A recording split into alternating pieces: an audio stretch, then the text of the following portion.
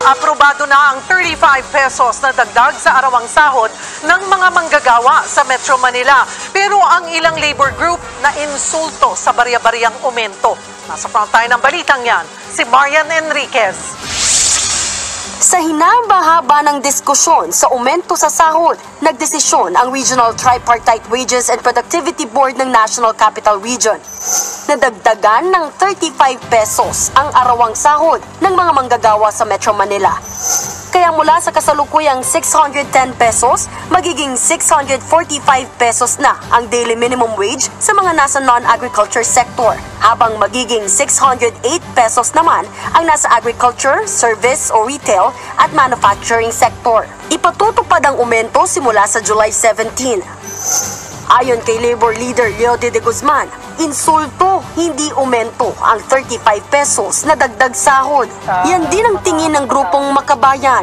Yung ginagawang barya-barya, napakaliit talaga yung dagdag sahod na yun. Kulang na kulang talaga yan, napakaliit niyan, mumu talaga yan para sa kanila. Hindi raw ito makasasabay sa inflation o bilis ng pagtaas ng presyo ng bilihin at serbisyo. Krisis ang aabutin natin. Ngayon, ang pinaka-indikasyon ng krisis na meron tayo ay yung mababa, di ba? Yung ating piso sa dolyar. So, ibig sabihin, niloloko tayo, no? Na may konti, mumulang 35 pesos, samantala ang laki-laki, di ba? Ng mga kinita ng mga malalaking kumpanya. Git ni Brosas, parang ginawa ito para siguro sa SONA, pero hindi ito nararapat. Nakabinbin sa Kamara ang mga panukalang aumento sa sahod. Ang Makabayan, 750 pesos ang gustong dagdag, habang ang TUCP o Trade Union Congress of the Philippines, 150 pesos naman ang gusto. Kaya dismayado sila sa binigay ng wage board. So, parang crumbs nga lang talaga to humiliate workers. Kumbaga, consuelo de bobo. Ayon naman sa grupo ng mga employer, may ilang kumpanyang umalma pero susunod naman daw sa taas sahod.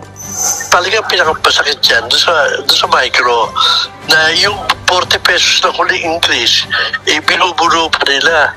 Inaayos pa, dadagdagan mo ng 35 ngayon. Marami mahihirapan talaga na yan.